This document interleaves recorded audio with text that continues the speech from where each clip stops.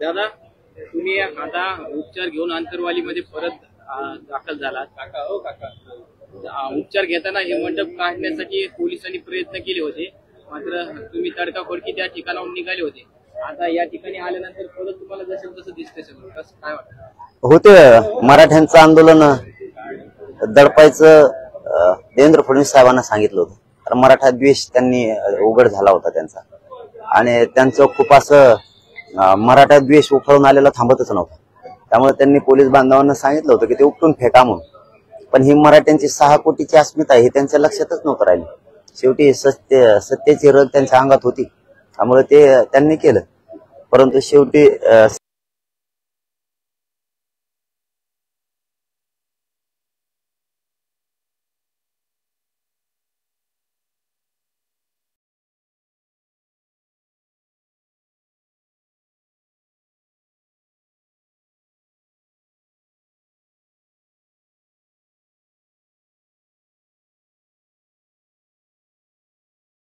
समाज मोठा आहे, आणि संचारबंदी सुद्धा आता उठवली असं कळतंय मला. चांगला निर्णय घेतला कलेक्टर साहेबांनी आणि एसपी साहेबांनी.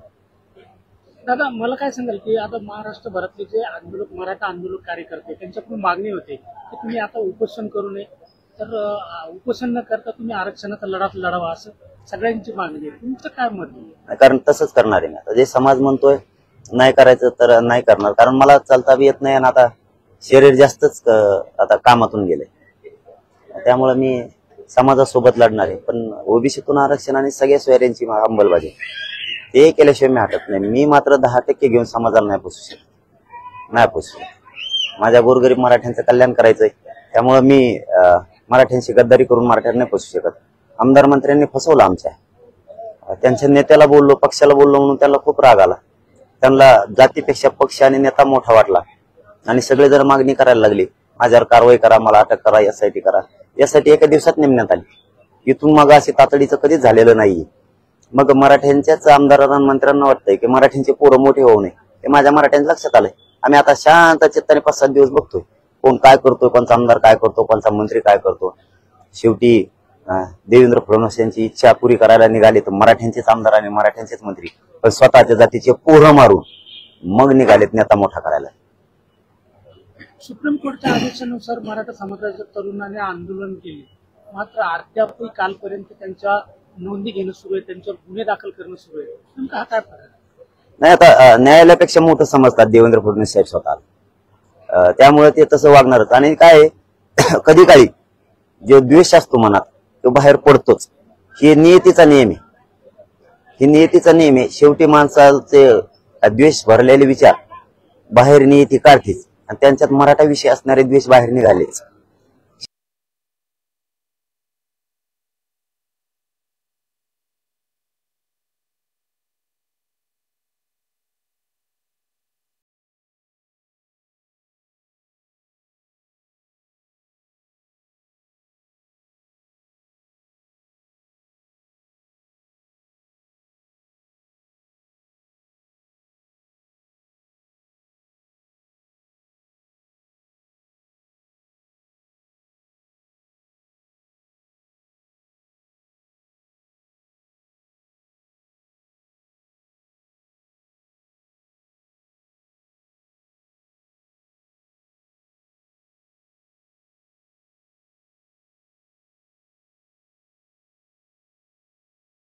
ओबीसी आंदोलनादरम्यान जिल्हाधिकारी कार्यालयावर झालेल्या दगडफेकीचा व्हिडिओ व्हायरल होतोय, तर दुसरीकडे आंतरवाली या ठिकाणी झालेला लाठीचार्जचा व्हिडिओ व्हायरल होतोय.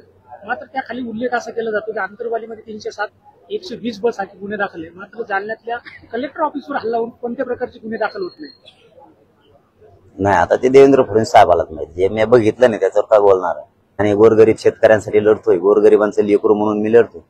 मात्र ते अधिकार त्यांना आहेत मला अटक करून संपवायचे आणि 10% लादायचे आणि मराठ्यांचेच नेते मराठ्यांच्याच विरोधात उठवायचे. हे अधिकार त्यांना आहे. बाकीचा अधिकार आहे की नाही मला नाही माहिती, परंतु आमच्याबद्दल त्यांना 100% अधिकार आहे की मराठी संपले पाहिजेत. हा अधिकार त्यांना आहे आणि त्यासाठीच मोदी साहेबांना आणि शहा साहेबांना लक्ष घालणं गरजेचं आहे. नसता याचे परिणाम द्वेषाचे हे सगळ्यांच्याच पथ्यावर पडणार आहे. आज काही भाजपचे महिला पदाधिकारी तुम्हाला भेटायला आले होते. नेमके काय त्यांची मागणी होती? काय नाही, माता माऊली म्हणून आली, त्यांचा प्रश्न होता ऐकला, कोणत्या तरी पोरांना काय टाकलं होतं.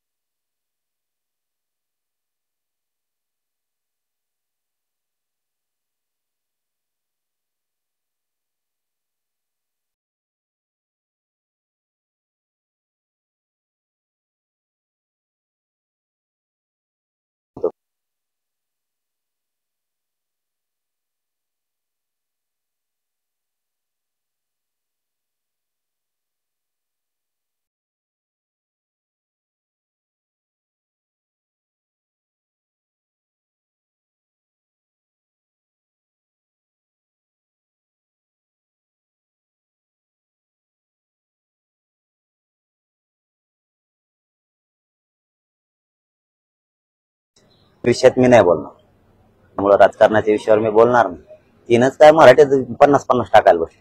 ते त्यांना एकदा चॅलेंज आता देवेंद्र फडणवीस साहेबांनी केलंय म्हणल्यावर शेवटी मालक मराठा काय करू शकतो.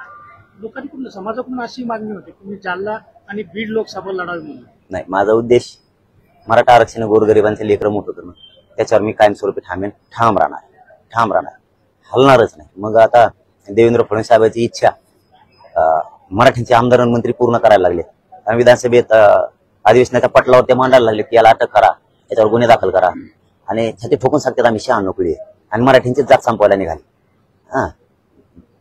गृहमंत्र्यांची इच्छा पूर्ण करण्यासाठी. बाळाहो, पण तुम्हाला मोठं या मराठ्यांनी केलेलं आहे. तेव्हा तुम्ही मिशीवर ताव देऊ शकता, कोलावर ताव देऊ शकताय, छातीवरती हात हाणू शकताय 96 पिढी म्हणून. पण मराठ्यांची जात संपवायला निघाला, याचं भान नाही राहिलं तुम्हाला. तुम्ही जात मोठी मानायचं तर पक्ष मोठा मानायला लागला, नेता मोठा मानला. तुम्हाला थोडं बोललो, नेत्याला पक्षाला बोललो ना, तुमचीच जात मोठी होणार आहे ना, तुम्हाला काय लागायची गरज होती एवढी. ठीक आहे, मराठा शांत बघतोय, मराठ्यांना विनंती शांत राहा, बघा फक्त कोणचा आमदार काय बोलतोय, कोणाची इच्छा पूर्ण करतोय, तसं ते टाकतील मलाही मध्ये. मी तयार आहे, कुठे नाही आता होतो पळून गेलो असतो कुंकडे, कोणाच्या घरात जाऊन बसलो असतो. एवढं मोठं राज्यात मला घर आहेत बसायला, कोणाच्या घरी बसू शकतो. आणि करोडो मराठा नंतर त्या ऑफिस पुढं कसा बसतो, जेल पुढं कसा बसतो, मग कळण त्यांना. भविष्यामध्ये जर तुमच्या मागण्या पूर्ण करायच्या असतील तर सत्ताधारी एक नाही तर विरोधक कुठल्या तरी पक्षाच्या बाजूने किंवा कुठल्या तरी म्हणजे राजकीय नेत्यांना जवळ करणं गरजेचं असतं. काय संबंध आहे, दोनाकडे जायची गरज नाही. मराठ्याच शक्ती आहे आणायची, दोघांना इकडे यावं लागेल. त्यांना जवळ करायची काय गरज, त्यांनाच जवळ करावं लागेल समाजाला. त्यांना काय जवळ करायचे, त्यांना जवळ केलं आता 75 वर्ष, म्हणून तर काल त्यांनी उपकार फेडलेत आमचे. आम्ही त्यांना सांगतोय सगळ्या सोयऱ्याबद्दल आवाज उठवा, तर ती आवाज नेत्याबद्दल उठवते. आमच्या नेत्याला कम बोलले, आमकं कम झालं, त्यांच्याकडून काय अपेक्षा करायची. जातीकडून बोलायचं तर ते त्यांना मोठं करायसाठी बोलायला लागले. आणि यांना जवळ करून काय आमच्या पायावर दगड पाडून घ्यायचे का? यांना मोठंच केलं ना, आतापर्यंत जवळच केलं ना. आता मराठी ओळखायला लागलेत, कोण आपला आहे, कोणचा आमदार काय बोलतो. आम्ही म्हणतो सगळ्या सोयऱ्याकडून बोल, तेव्हा नाही येतो थोपाड उचकत. तेव्हा तो कुलप लावल्यासारखं होतं. गल्ला भरला यांच्या तोंडाला त्या टायमाला बोलायला. आज कशा फडा बोलावं लागले नेत्याकडून माझ्या आणि माझ्या समाजाच्या विरोधात. दिल्लीत शेतकऱ्याचं आंदोलन चालू आहे, नाशिकमध्ये आंदोलन चालू आहे, तुमचं इथं चालू आहे आंतरवालीमध्ये. कुठेतरी सरकार तुमचं आंदोलन दडपून निवडणुका घ्यायच्या विचारात तर नाही. आंदोलन दडपत नसतं, मराठ्यांचं आंदोलन दडपत नसतं. आणि फडणवीस साहेबांनी चूक केली, ते गलत जागेवर खेटले आणि खेटायला पाहिजे होतं. त्यांच्या अगोदरचे खेटाचे अनुभव वेगळे असते, ते गलत जागेवर खेटले. आणि त्यानं शहाणपणाची भूमिका त्यांनी घेतली तर बरं होईल. सगळ्या स्वारीची अंमलबजावणी करून त्या 2-4 मागण्या पूर्ण करून नाराजीच्या लाठीला त्यांनाही सामोरं जावं लागणार. गलत जागेवर खेटले, हे मला खेटले म्हणजे खूप गलत जागेवर खेटले. तुम्ही आव्हान केलं होतं की आता तुम्ही दौरे सुरू करणार, नेमकं दौऱ्याचं स्वरूप काय असणार, कशा पद्धतीने आता तुम्ही दौरे सुरू करणार? नाही, उद्या 3 तारखेला लग्न येतं भूमला आणि त्या सोलापूर जिल्ह्यात एक लग्न. तर मग जाताना वांगीला जाताना मग भूमच्या बांधवांनी एक बैठक लावली. ती बैठक तर मग संध्याकाळी मुक्काम होतो वांगीला आमचा, कारण दिवसभराचा हे 200-250 किलोमीटरचं अंतर होतं. त्यामुळे मग मुक्काम होतं. तर ते म्हणजे जाता जाता सकाळी मोहोळ, वैराग आणि शेटफळ या बैठका करून जा. मग त्या बैठका करून बीडला दगडवाडीला कार्यक्रम आहे 5 तारखेचा.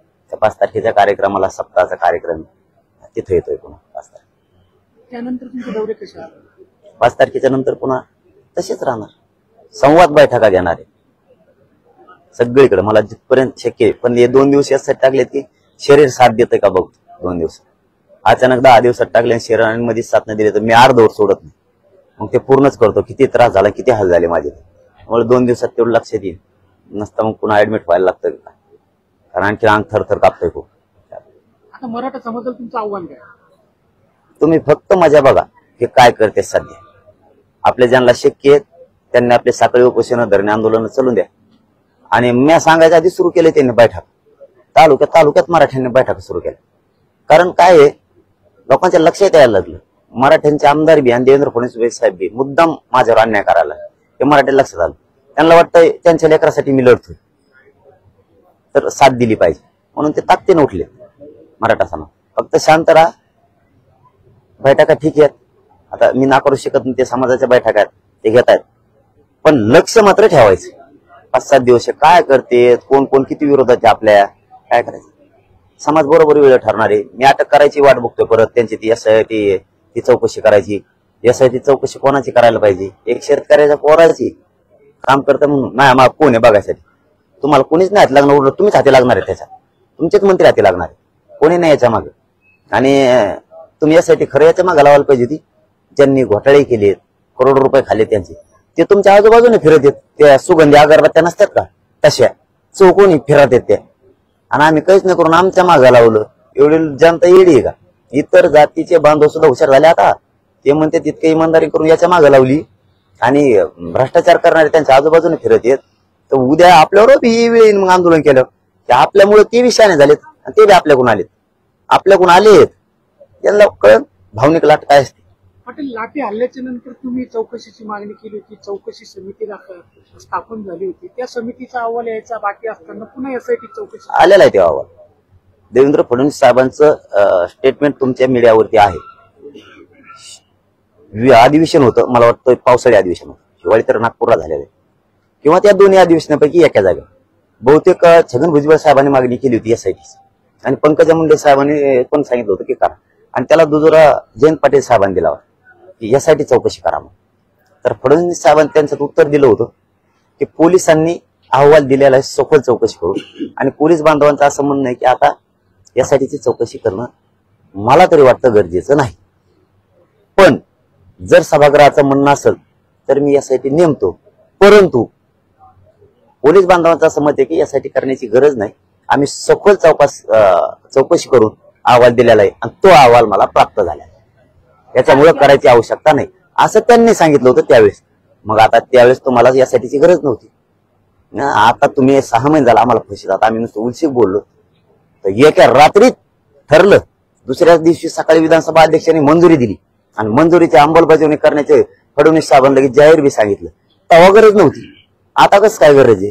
याचा अर्थ तुम्हाला मराठ्यांचं आंदोलन दडपायचंय. मराठ्यांचा द्वेष तुमच्यात किती आहे हे सिद्ध झाला. फक्त याच्यामुळे झाला इकडून आम्ही बोललो आणि तुमचे विचार बाहेर पडले आणि आम्हाला तुमचे विचारच बाहेर पाडायचे. तुम्ही मराठ्याकडून येत का मराठ्यांचा वापर करून मराठ्यांचेच आमदार मंत्री आमच्याच पोराच्या अंगावर चाल करून लावणार आहेत. ते मराठी बघतात आता की कोण कोणाची बाजू घेते. मराठ्यांच्या आमदारांनी मंत्र्यांनी मराठ्यांची बाजू घ्यायची तर नेत्याची बाजू घ्यायला लागली. म्हणजे यांना नेता मोठा आहे जात मोठी नाही हे जातीचे लक्षात आलं. आणखीन जात पुढे बघायला लागले. आणखी 5-7 दिवस. मग तुम्ही लाठी हल्ल्याची जी चौकशी आहे ती SIT मार्फत करा अशी मागणी करता का? आता केली ना बाबा. त्यांचं झालं ना. आता काय ताण राहिलाय. कर की मी वाट बघतोय. इथं माणूस उलसिक निंदा असला ना दबेल कोणा खाली तुम्हाला सांगतो ते दार उघडून सटाकलाच म्हणायचं. हे जनरल सांगतोय तुम्हाला. आणि एवढं मोठं आंदोलन चालवायचं म्हणल्यावर आणि आपल्या मागं कोणतरी हाई हे कानात माहित असल्यावर आपल्याला सटकायलाच म्हणून सांगतो. मी तर अशी वाट बघतोय. मी तर असं सांगतो खपाखप मंत्र्याचं. तुम्ही नुसतं बघा. फक्त SITची चौकशी होऊ द्या म्हणा. सरकारच उघडं पडलं पाहिजे. म्हणजे तुमच्या घरचे जे आहेत ते मुलं बाळ आता वाट पाहतायत. नेमकं आता तुम्ही घरचा उंबरठा आता परत कधी ओलांडणारच नाही. तसा मागे समाजाने जाहीर केलं होतं त्यामुळे गेलो होतो. एखाद्या वेळेस जाईल बी परंतु कायम नाही. आरक्षण मिळेल बरं. आपला पण लय अवघड असतं. आपला पण लय अवघड. आरक्षण मिळूस तर सरकारला सुट्टीच नाही. जेलला टाकलं ना तिथं उपोषण असतं आपलं. अर्ध्या कायद्याला उपोषण शिकीन मी आत गेलो. पाटील येणाऱ्या काळात कोणता पण पक्ष असेल, आता तुमच्यावर जेवढी तुम्हाला बदनामी करतील, तुम्हाला जेवढं बदनाम करतील तेवढं बदनाम करण्याचा प्रयत्न करेल व तुमच्या मनाचं जेवढं खच्चीकरण होईल तेवढं खच्चीकरण करणार. त्यामुळं सगळं समाजाचं लक्ष आहे, जेणेकरून तुमचा आत्मविश्वास जेवढा कमी करतील सरकारला तेवढा आत्मविश्वास सरकार कमी करणार.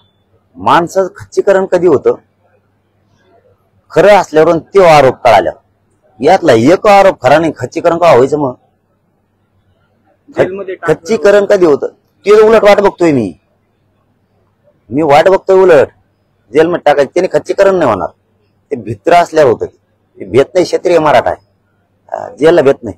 भावनिक लाट काय असती देवेंद्र फडणवीस साहेबाला मग कळणार आहे, आणि दिल्लीतून काय होतं मग त्यांना कळणार आहे. मी असू दे म्हणा बारीक, पण विचाराच्या बाबतीत आणि मला खेटून खूप मोठी चूक केली. कारण मी निष्ठावानाला खेटायचं नसतं, फुटणाराला मॅनेज होणाराला खेटायचं असतं. निष्ठावानाला खेटणं म्हणजे एक तर त्या निष्ठावानाची राखरामुळे होत असते, नाही तर समोरच्याची.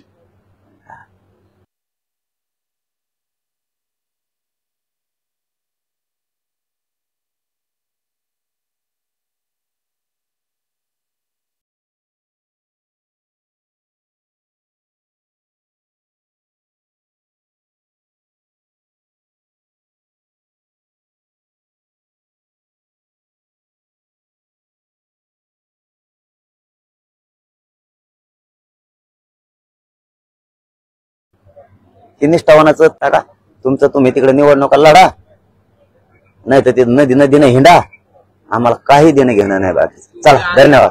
आंदोलन जेव्हापासून असं दिसत नाही की आहे सगळी सोयरे असेल, हैदराबाद गॅजेट असेल, बॉम्बे गॅजेट असेल, पुणे मागे घेण्याचा प्रकार असो, अशी एकही मागणी सरकारनं पूर्ण केली. तेच ना दिसायला पाहिजे तर मराठीच्या आमदाराला, मंत्र्याला, आपल्या गोरगरीब करोडो मराठ्यांच्या लेकराचं काही झालं नाही तरी आपण नेते कोण बोलतोय, काय चुकीचा बोललाय तो, हे आमदारांनी मंत्र्यांनी म्हणायला पाहिजे होतं. मराठीने तुम्हाला पक्षाच्या पलीकडे जाऊन डोक्यात घेतला. पक्षाच्या पलीकडे तुमचे नेता जरी तुम्हाला विसरला असता ना तरी मराठा समाज म्हणला असता घ्या डोक्यावर यांना, ते आपल्यामुळे लढलेले. ते तर दिसायला पाहिजे होतं. त्यांना 6 महिन्यात तुम्ही काहीच नाही, त्याची काय चूक आहे? तिकडून बोलताय तुम्ही आणि गोरगरीब करोडो मराठ्यांचा वाटोळा करताय. त्याच्यासाठी, नेत्यासाठी, पक्षासाठी काय जिंदगी तुमची. चला, धन्यवाद दादा. काढू ना.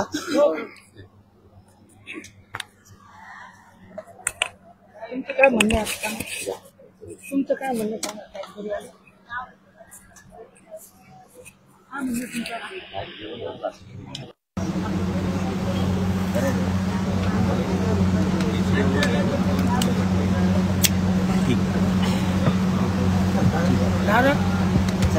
बरोबर. आता आराम करते दादा, जेवण करते ना, जेवण करते. घेतलं जेवण येते, त्यांना जेवण दे ना. येऊन जेवण केलं.